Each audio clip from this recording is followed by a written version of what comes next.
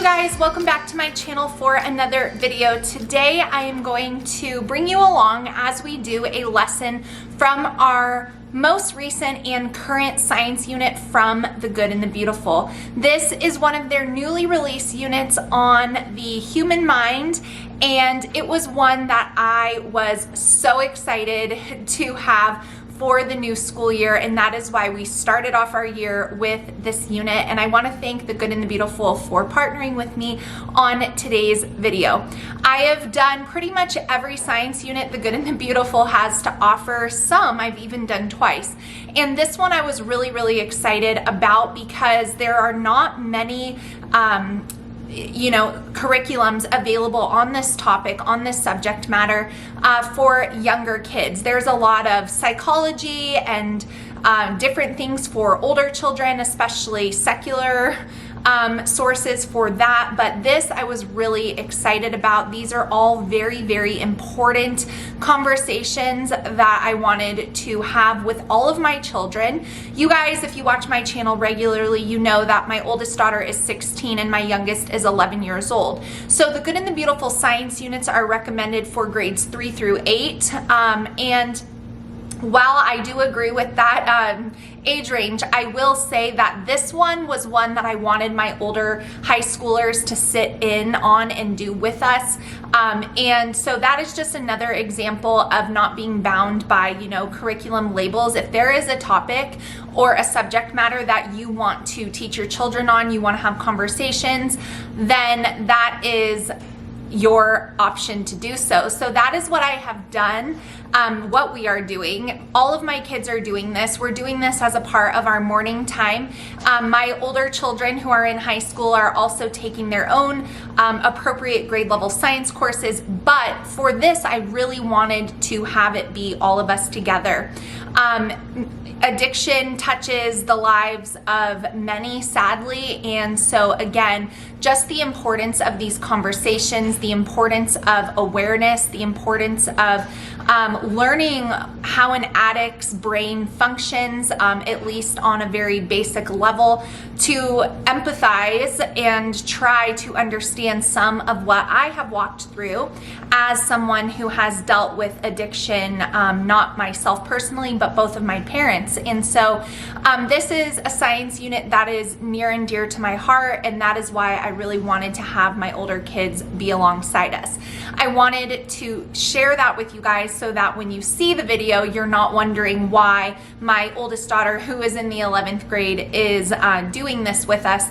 Again, it's wonderful information and great conversations. A lot of what we've covered so far has been on just our mind and the way we see things and different optical illusions and really cool things. She's very familiar with all of that, having done biology just last year. So actually she's been interjecting some other information, sometimes more often than I would like, but still nonetheless, it's great to have the participation. So that is why we are doing this all together. I will not continue with my oldest two kids in the rest of the science units that we do this year from The Good and the Beautiful, but this one was one I did want to do family style, even though we are outside the age recommendation. So I'm gonna bring you guys downstairs and we are going to do a science lesson. I did not choose a science lesson. This is just the one that we are on, and I figured I would kind of show you guys what that's looking like, especially with older children, and I hope you enjoy today's video. So we are actually on lesson number 6. This lesson is on smell in the nose, and that just happens to be the one that we are on today, so we will do that one. Everyone has their student journals with the lesson extensions. I'm just having my high schoolers read them just because the information is valuable. I have here my youngest daughter. Instead of doing our vocabulary words upstairs, I am actually just having her paste them into folders. That way she can reference them every single time we do science and have that visual. So I have that out. I had her glue these on. This is just like additional things I'm having her do. But this is what the front of the unit looks like, health in the human mind. And I want to show you guys the table of contents so that you can see all of the subject matter discussed. It's probably this way. Okay, so we have lesson 1, the human mind and the nervous system. That was really fascinating. The brain, eyes, vision, ears, hearing, mouth, taste, smell, nose, the brain stem. So lesson 8 is when you get into more of like the psychological things like memory and emotion, social health, emotional health, connecting with nature, and healthy habits. We are also going through this book, the Addiction Questions and Answers book, and discussing those things as a family. And then I have 2 more books that are a part of the optional book pack. This one, A Penny for Your Thoughts, and the amazing thing called Memory that I am also going to go through. So that is a look at what is covered in the unit, and I'm really looking forward. The whole thing's been amazing, but I personally am really looking forward to getting into these later lessons just because I think that is so, so important. So that will be the lesson we are doing today. It is lesson number 6. This one, the process of taste, I learned new things myself. I didn't know that our taste buds can only taste certain things, 5 different tastes, and why. I've always wondered why when you're sick you can't taste your food. Now I have answers. So this is the one we are on today. Which is like an advanced stage of that. It's like failure of those certain things. The lungs. Oh, is that what she said? That's what she said. Yeah, and like that lady on the radio on Sirius. Is it the country one? Yeah, she's definitely a smoker. It's like, it's not. It changes your voice. It's weird. Oral cancer can mean any cancer in the mouth. It can be gum cancer. It can be your tongue. It can cause all kinds of things. Okay. So when nicotine, which is the addictive chemical in cigarettes and tobacco, enters into the bloodstream, it stimulates the adrenal gland, causing an increase in blood pressure and breathing rate and a higher heart rate. It can also narrow your arteries and harden the arterial walls, increasing the risk of a heart attack or stroke.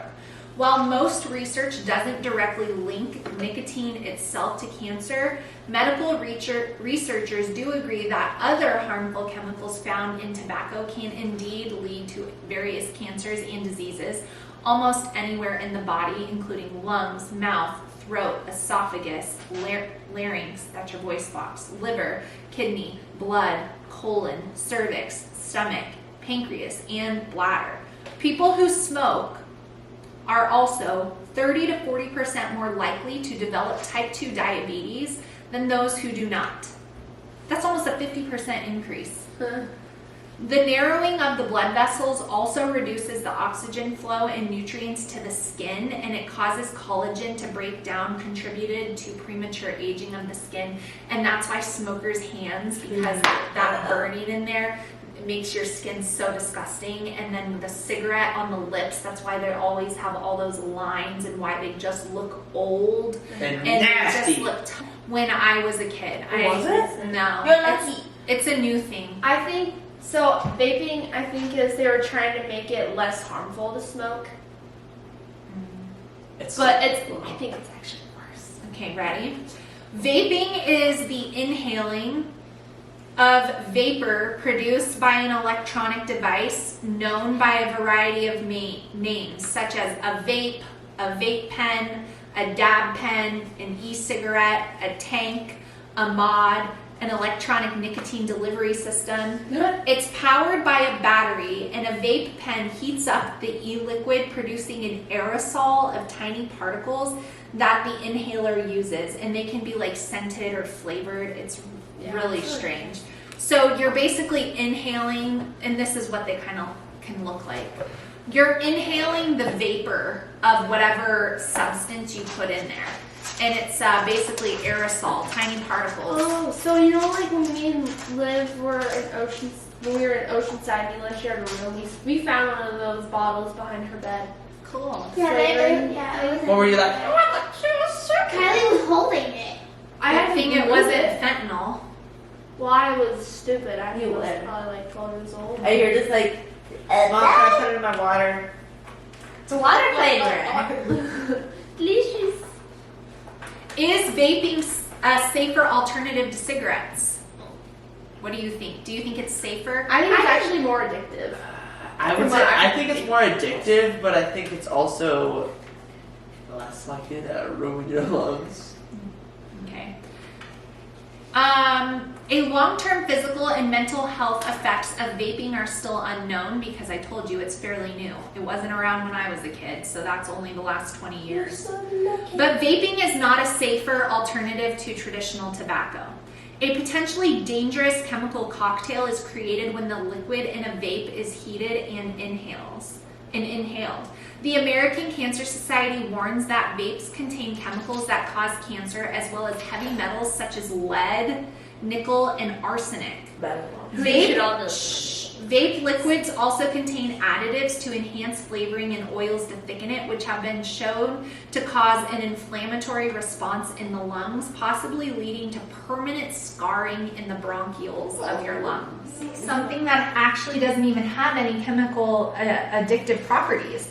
You know, you can become addicted to a behavior. It's pretzel. So people that vape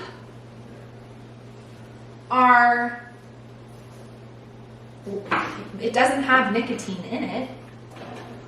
So what are they actually addicted to? They're addicted to flavored aerosol. Probably the feeling I get. It's the feeling and the experience. Because smokers will tell you that when you're a smoker, you have a routine for smoking your cigarettes. And I would know this because both of my parents were extreme smokers growing up. And so the cigarette smokers have a routine.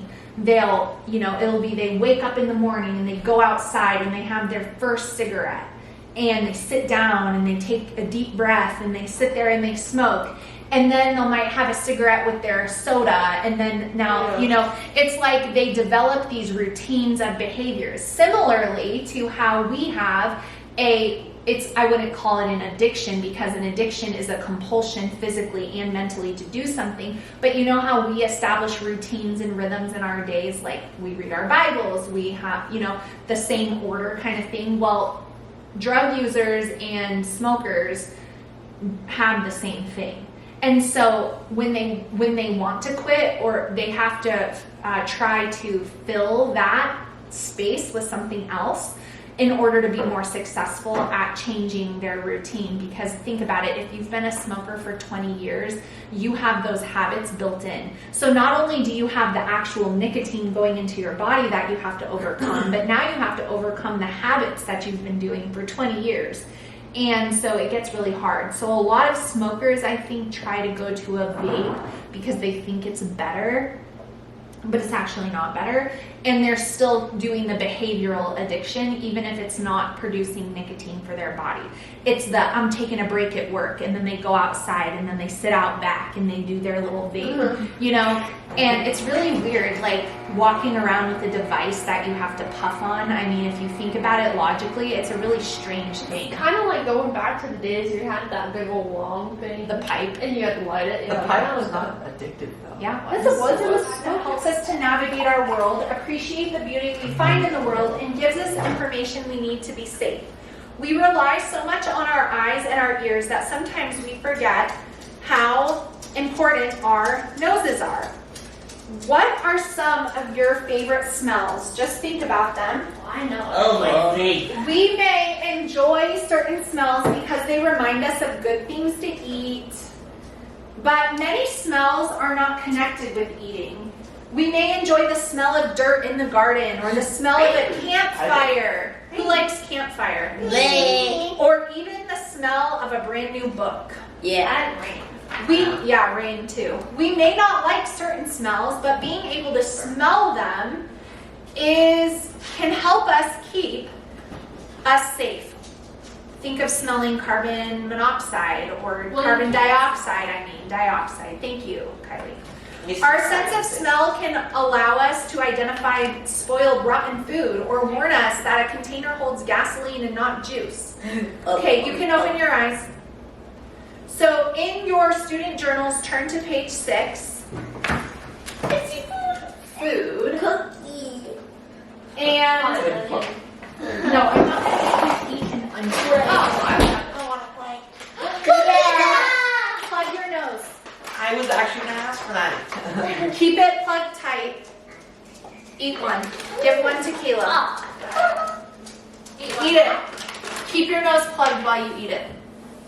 Oh, it's not very good. It's delicious. It's still It's good. delicious. It's good. Keep your nose plugged. I can't breathe though. Can I have another? Mom said to keep my nose plugged. Okay, now release your nose. It's a delicious. I I love like no words. You're gonna have nuggets. it. Now eat it. Oh, some butter. Can you taste the difference? Caleb, please salty, sour, bitter, or savory. Remember the word umami. That's like savory. But to experience all the flavor, we have to be able to smell it. Just as pleasant smells can trigger happy feelings, unpleasant smells can alert our brains to the presence of danger. Have you ever smelled rotten food? Yes. Would you still want to eat it? No. No.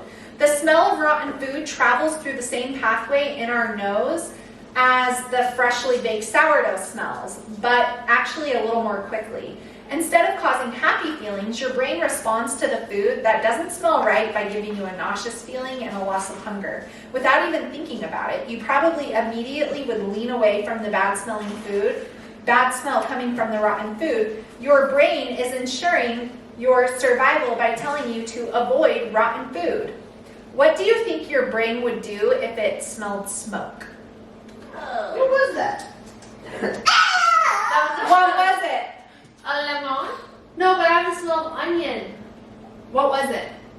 It tasted like a I lemon. think it's like onions. It I got like tasted, the onions. it tasted like a lemon, You but, can open your eyes. but after pulling my nose, it smells like an onion.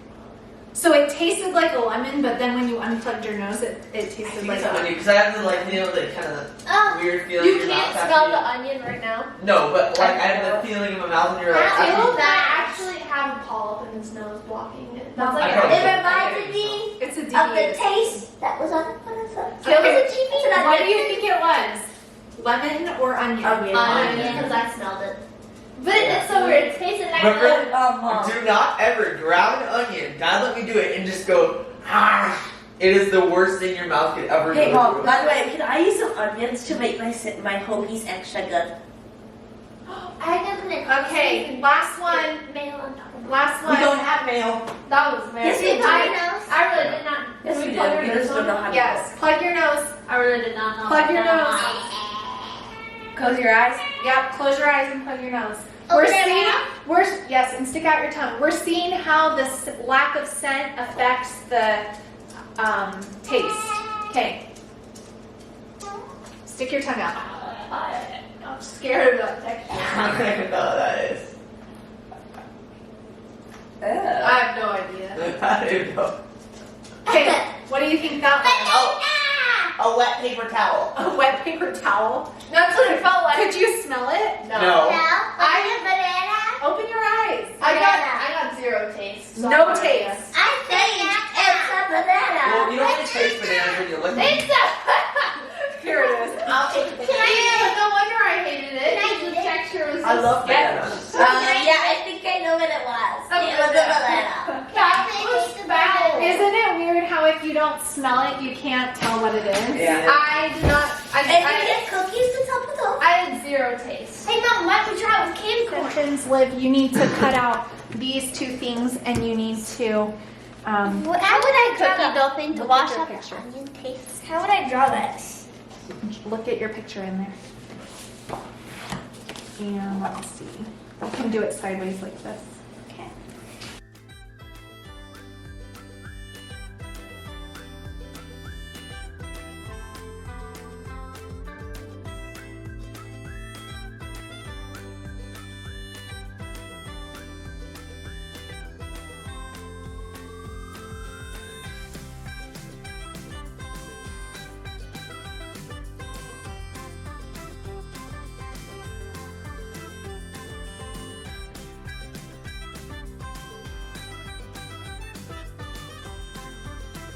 So that's going to be it for today's video, you guys. If you enjoy these real live glimpses at homeschooling, please give this video a thumbs up. And if you have any video requests from me that you would like to see, please leave them down below. If you want to check out any of the curriculum, but specifically this science unit from The Good and the Beautiful, I will have that link down below for you guys so you can hop right over there and check it out. It is so well done, and I highly recommend the book pack that you can purchase alongside this unit. It's really, really, really fantastic. We're only halfway through, but I've looked, of course, spoiler alert, at what's to come, and it's really, really, really well done. So all the information to The Good and the Beautiful will be down below. Thank you guys so much for watching, and I will see you again soon.